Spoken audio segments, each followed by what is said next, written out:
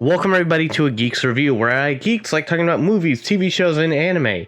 But here's the thing, since it's spooky season, we are going to be focusing on the Living Dead franchise from George A. Remero, starting with Night of the Living Dead, going all the way down to Land of the Dead. So, let's hop into today's episode, shall we? 1978's Dawn of the Living Dead was the second film made out of the series, written and directed by George A. Remero.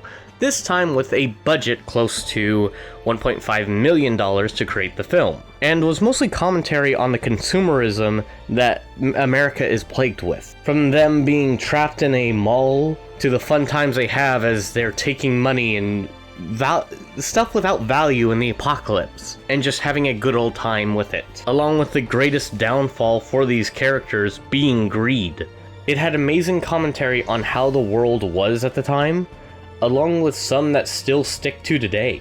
I mean, the entire opening scene, due to 2020, has changed in my perspective, where it has not gone from, oh my god, that guy's an asshole, to, shit, George A. Remero knew the future, didn't he? This film was adored by the fans, and became another cult classic in the Living Dead series.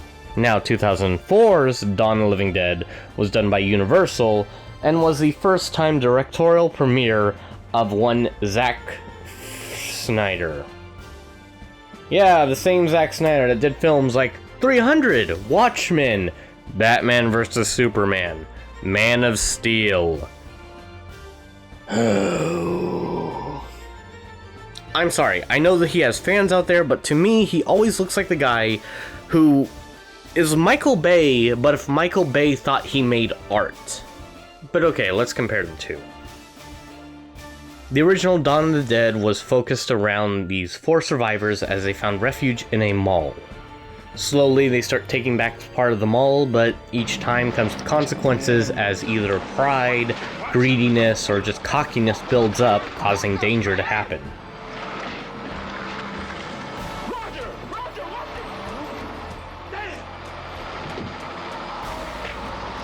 From the soundtrack to the visuals, it tries making you feel like this is an eerie safeness these characters have, culminating in an ending that is one of the bleakest out of all of the Living Dead series.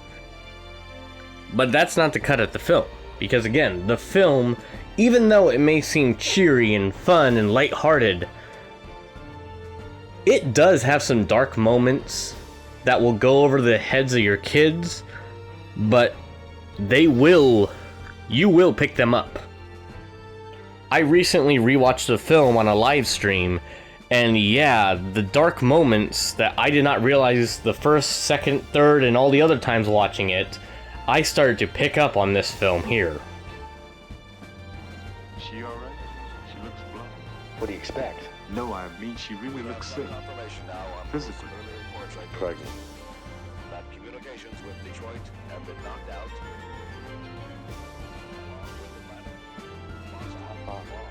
3.5, 4 months. Jesus. New York City. Steve, maybe we should try to get moving. We can deal with it. Yeah, but maybe she needs a doctor or something. We can deal with it. Doesn't change a thing. You want to get rid of it? Huh? Do you want to avoid it? It's not too late, and I know how.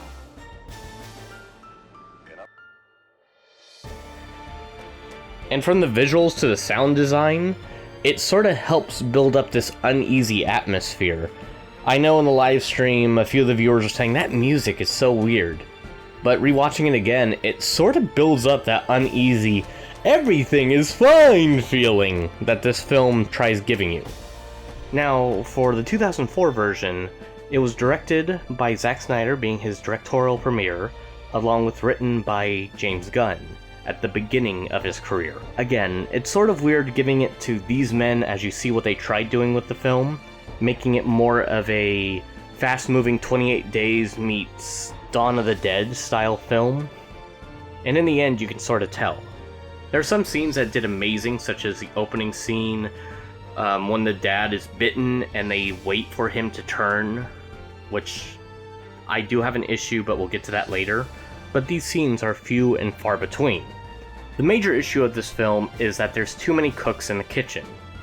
You're giving these new to new-ish creators a chance to make this epic level film, but unlike the original where there's only 4 survivors, and each one was crucial to whatever they were doing. There's so many survivors in this film that you don't have time to get connected to them. You don't get time to get a connection or feel with them. Even though that there are some people in here that should have instantly been able to be that Peter, that Fran, someone useful in the film. I mean, the main female protagonist in here is a nurse. One of the men is a police officer. So again, these two could have been useful in getting them to survive. But no, we don't have that. We have generic white man number 7 be the hero, and the nurse, who could be very useful in the apocalypse, well, she has one line. Get away from her. Wait. She died of a gunshot. She wasn't bitten. She's gonna wake up though, right? No. Which makes no sense. How does she know that fact? Altogether, this film is horrible. Now again, you're probably sitting there going, but geeks, I've seen the film, and it looks like a pretty good B film. Why do you hate this film so much? The main reason why is because I can't get Dawn of the Dead 1978. The man who owns the distribution rights is holding it because he wants to make a lot of money off of it. The version that I'm showing on here today is one I had to rip from a VHS, put onto a DVD, and then rip that DVD and put it on my computer. Well, I can easily go down to Walmart still, look in the $5 bin, and probably find 20 copies of Zack Snyder's version of Dawn of the Living Dead. Between the two, I would definitely say go check out the original Dawn of the Living Dead if you get the chance. I know on YouTube there's a few places that have posted videos on here about it, even the whole movie. And again, both versions, the extended cut and the original, are amazing. And if you want to see me actually talk about the movie more, I have a whole movie night that we have done, and it will be up, it should be up by this time, of me talking about Dawn of the Living Dead as we're watching it together. Also, if you want to spend more time with me, hear my voice more, or just, see me play video games, then check out Department of Adventurers. It's a Twitch channel I have joined, where on Saturdays we play Dungeons & Dragons, Fridays I play my own series, which is, well, usually Chrono Trigger, but now we're moving over to Bendy and the Ink Machine. We have Stealthy Stormy playing Skyrim, along with Take No Skies, and his series based around Tomb Raider. So go check it out, it's a fun time, and yeah, links all down below. So keep calm, geek on, and if you guys like what you see today, hit subscribe. Thank you for watching this long, and I'll see you here next time.